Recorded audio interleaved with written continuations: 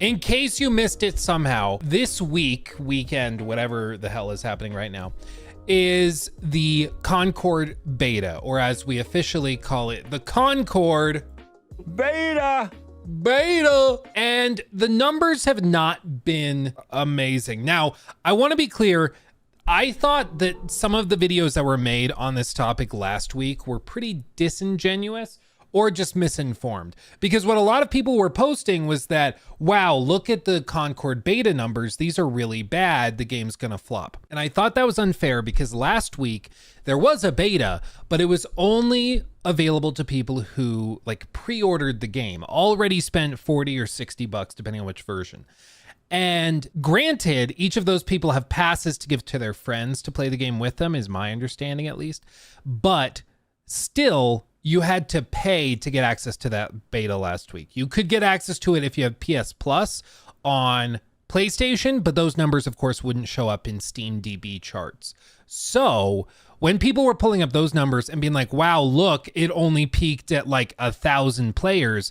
That sucks. This game's going to flop. I was like, I still do think it's going to flop, but I think that that's a bad reason to point to because it's not a good reflection. The open beta, on the other hand, will be an actual test of how many people are genuinely interested in the game because anybody can get into it. It's free, right? Well, that happened today. And now I do think it's fair to look at those Steam numbers and see whether there's interest in this game or not. And yeah, we are sitting at 1,300 people in the app right now. It peaked, when was this? Thursday, like at midnight UTC, at like 2,400. And then it's fallen down and now it's at like 1,300. And last week with the paid access, they were at 1,100. So if you assume that everybody, or even like the vast majority of people who paid for this game already, if say 1,000 of those people are playing the game now, they've only added like 200-300 people into that fold that are playing the game for free. That's not great. that's what's the term? There's a term for that. Bad. That's what that is. So now I do think it is fair to point at this and be like, okay, this is an actual indication of what player interest is like, since there are no barriers to entry here other than just downloading it. Now, granted, right now it's a Friday afternoon, so this might peak even more tonight and over the weekend. We'll keep an eye on it, and I'm sure we'll talk about it Monday and look back on the data at that point. But you would think if the game was like exciting and people were really into it, they would be waiting for the beta to drop, and the second it does, they all jump in, which does seem to have happened.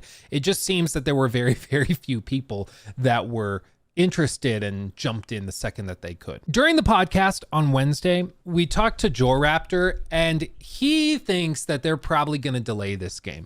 He thinks they might delay it by a year or more. He was saying they might even push it into like 2025, or rather 2026, because 2025 is so crowded. And by doing that, they might just spend a year and a half, 2 years building out like a story mode or building out a like PvE mode or something, just something that like differentiates it. And his reasoning, as far as I understood it, was that there's no point in releasing this as is when the interest is at this level. This will flop according to this data. This game will not make back the probably hundreds of millions of dollars they've spent on it. It just won't. You cannot have a successful live service game on this scale that's doing weekly cinematics, doing weekly like shop changes and all sorts of stuff. You cannot do that with 1,000 players. You just can't. It just doesn't work. And already during the beta, we're seeing, or sorry. I'm so embarrassed. I messed it up. During the beta, you can't make that work. It just doesn't work. You can't do that. It just doesn't work. And you're already starting to see some of the effects of that. Let me just show you. I'm going to boot into the beta and show you what I mean. Because when you have low player counts, there are, of course, some obvious things, like the fact that maybe you're going to end up with a big skill gap where the people that play the game super heavily are super into it, are playing it a ton and have a super high skill level or loadout level, whatever. And then everybody who's new is super low down on the ladder, and so they struggle to be competitive. That's my problem with Battlefront 2 right now, is the game is still really good, even after all of the microtransaction crap. The problem is the people that are still playing that game have all the star cards, have all the craziness that allows them to be just at the top of their game. And if you're a new player, you don't have any of that, so you can't really be competitive. But in addition to all of that, the most obvious problem, I'm going to show you here. Yeah, week 2 cutscene. Okay. I'll skip it because it's just them talking. Name _ final _ final _ 02. I think that's bugged. I can't imagine they meant to name the cutscene that, but whatever. We get into it. If I hit play and I choose, like, I don't know, Takeover's the new mode, but I'll just try Rivalry. You're going to start having matchmaking delays and problems. It's going to start taking a good long while, because when there's only 1,000 players on PC, you're just going to struggle. Like, I don't think this game also, I don't think it's doing that much better on PlayStation. I just, that's my gut telling me, but I've seen nobody play this on console. I've seen plenty of people trying it on PC, but I haven't, like, as far as I know, the PlayStation version is not doing disproportionately better or anything. Whitest Rabbit, thank you for the 2. I'm convinced Concord is why Sony fired Jim Ryan. Well, that's an interesting thing, because I also theorized that. Not directly Concord, but my theory, granted it's a conspiracy theory because there's no direct evidence pointing to it this way or that way, but I just think it's too perfect that right as Jim Ryan is leaving, a bunch of live service games are canceled. The new guy comes in and is livid about the margins being terrible and about the wasted money on countless projects that go nowhere. They free Naughty Dog from their live service game they've spent like 3-4 years on. And then they go and they take other steps to do stuff like, you know, obviously they're releasing this, but they're doubling down on the Fair Games release, and they're trying to do other stuff like with Marathon, and Marathon has been reworked into a hero shooter, and it's just all across the board. There's plenty of problems. And I don't think it's coincidence that right as Jim Ryan is leaving, all of this stuff falls apart. So my theory for a long time has been that Jim Ryan was sort of welcomed to retire. They're like, hey, you're tired, right? He's like, no, I feel bloody great. I could keep working. I love having a corporate jet, getting to go wherever I want. They're like, you're tired, right? And you want to stop traveling and spend time with your family? No, I actually hate my family. I love traveling for business. No, you're feeling tired and you want to retire and spend more time with your family. That's what you want to do. And he's like, oh, indeed. Isn't it? Dilly dilly. Understood. And then he retires. So that's my theory, is that they're trying to, or is that they kind of welcomed him to retire, and he got to ride off into the sunset just fine. But now he's dodged all of the consequences, or maybe that was the consequence of this being the direction he's taken the company. Because bear in mind, their initial goal was to, where's paint? There we go. Their initial goal was that they were going to spend, say, this much money on their single player games. So their single player games. And then their goal was to spend a further, basically double their budget for game development. And this was going to be, let's do live service. So they were going to spend the same amount on single player as they were on live service, and they just double their production. So then they'd have, for every single player game, there's a live service game coming out, and they would just start printing money and enjoying it. And almost all of this has just gone into the dumpster. They were supposed to have released 6 or 7 live service games at this point, and they've released 1. That's bad.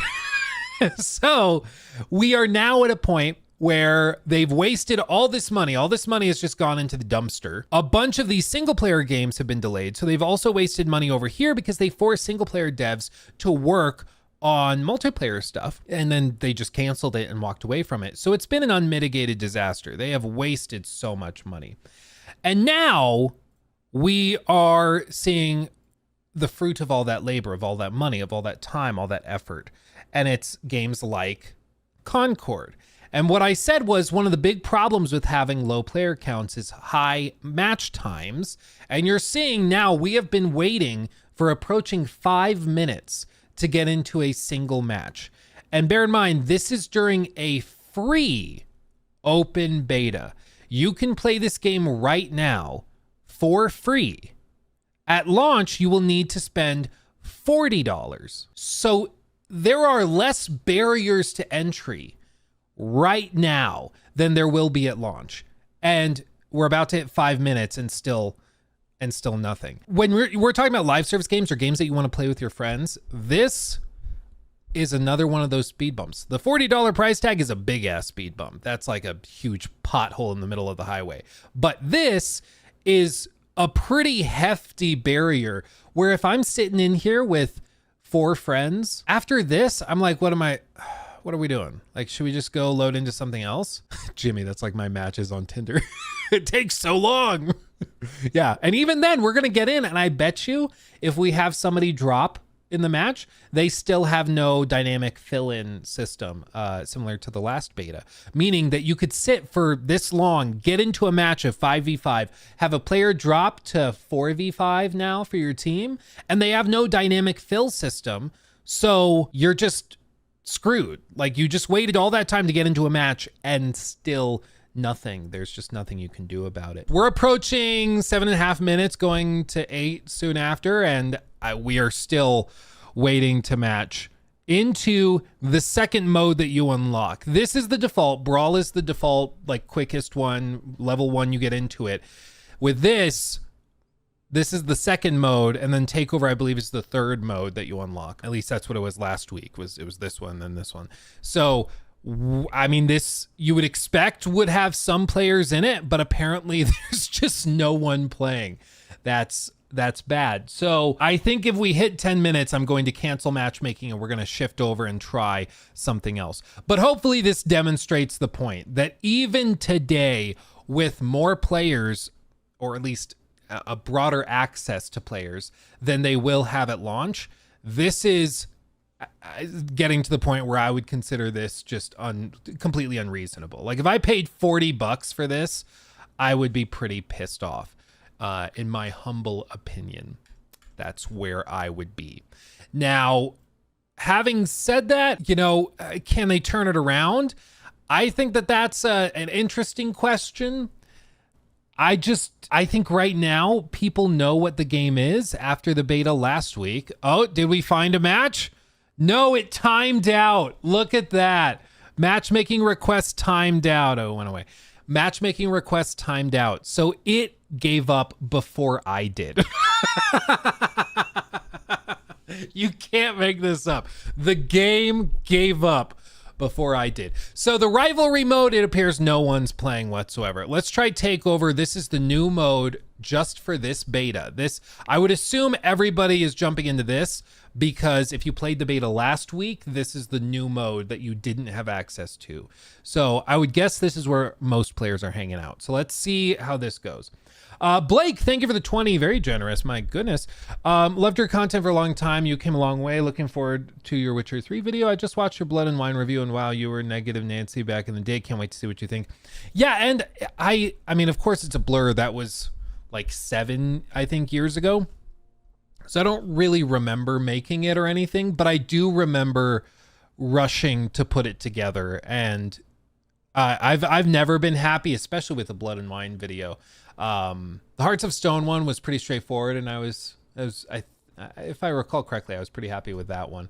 But yeah, it was at a point where I was like still in college, and I was trying to just pump big videos out as quick as I could. So I've never really been happy with them, and so I'm very glad we're going to get the chance to go back and try it again. And thank you for the 20, very, very generous, and thanks for being with me all these years. Yeah, we have come a long way. But I feel like if you go back and you watch videos that you made a year ago and you don't cringe, you probably haven't been improving. Okay, we actually match made. Let's see what we're dealing with. Nolan Dixon, thank you for the 5 as well. Okay, but were there any single player games pitched to Jim Ryan that he denied for a live service game in the last few years? Well, I mean, we do know, for example, games like Days Gone 2 were shut down, but it doesn't seem like Jim Ryan was the one that was green lighting pitches. It seems like that was more Herman Hulst. That's at least what like the Sony Bend guys that are no longer there have said, where they pitched it to people like Herman, and if they didn't like it, it didn't get greenlit. So I think Jim decided broadly where the budgets went, and then people like Herman got to pick which projects got greenlit. Let's try this and see how this goes. I don't actually know this mode. Capture and hold 2 or more zones to score points for your team. Okay. Why do characters have to look so happy going to literal war? Because they're quirky. Don't you understand? They're quirky and likable. Yeah, there's no penalty for leaving, and there's no dynamic fill. So I'm going for B.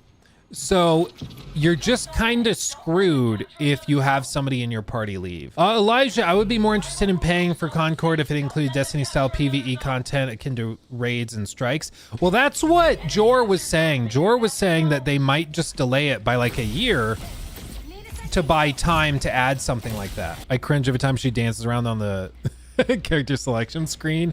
Again, don't you understand? They're witty and charming and likable. You know they're likable because they have to tell you so many times that they're likable. So I don't know. After all this, do you guys think it gets delayed? I mean, after seeing these player counts, I'm much more inclined to believe Jor. Because, I mean, you can't make a live service game work with these kinds of player counts. A delay maybe? I mean, because it's basically either they launch it like this to 1,000 players and that's it, and just hope that more people come along later, or they delay it by like a year or a year and a half, 2 years, and try to add in a mode that makes it more compelling for the broader public.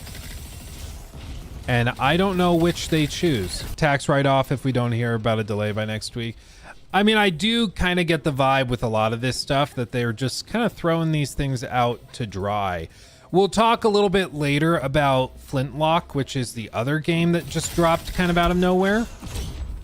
And I'm getting the vibe from that one that they're also just kind of throwing it out to die because they're like, it's not going to work for us. So all of this to say, do they manage to pull that off? I don't see how it could work. I mean, we are at 1,400 players now. And if they reach what they did yesterday to like 2,500, maybe they even get to like 5,000 by the weekend or 10,000. That would be cool. But a lot of these players are playing it for free. So how many of those convert? I don't know. But my gut feeling is that if this game launches like this, and the only new stuff they have planned are weekly cutscenes and then microtransactions for cosmetics and stuff, I don't see how this turns it around or suddenly finds popularity. I just don't see it, especially when other games like Marvel's Rivals and stuff are finding much more interest from people. So I'm not sure. I'm not sure what their deal is, but we'll see. We'll see how the cookie crumbles on this one. All told, the beta for Concord is not doing great. I think if they delay it, they stand a chance. But if they drop it when it's scheduled in August, I just don't see a route where this all of a sudden pops off and becomes super popular. Because if people already are not interested in the open beta, I just don't think that they're going to magically become interested when they have to pay $40 for it. That's my prediction. So they might just throw it out there and, like one of you said, just double down on it for tax reasons, just write it off, or they delay it by a year or two and try to turn it into something that can find success. I'm not sure. A lot of these live service games from Sony have been delayed internally a ton, so maybe they just delay it publicly now too. Because I mean, I'm not a game scientist, but I know that this is not enough to generate a sustainable game. One of the game modes, one of the 3 available game modes during the open beta when there's more players than ever, one of those game modes has so few people playing it that the matchmaking gave up before successfully matchmaking. That's just unacceptable. I mean, that just doesn't work. So we could reasonably see a situation where they take game modes away and only do like one game mode at a time because they don't have enough players for the others. So yeah, I don't see a situation where this works. I'm saying that as somebody that thinks the game can be really fun. I just don't think it's $40 fun. And I don't think there's enough here for me to give up other live service games that I already play with my friends. It's just, there's not enough there. So we'll see. We'll keep an eye on it. We'll check back on this on Monday, see how the beta did over the weekend. Keep an eye on it because it might pop off. I mean, they might be at 50,000 by Sunday. Who knows? But I just personally would be shocked if that's the case. So time will tell. He took my thing.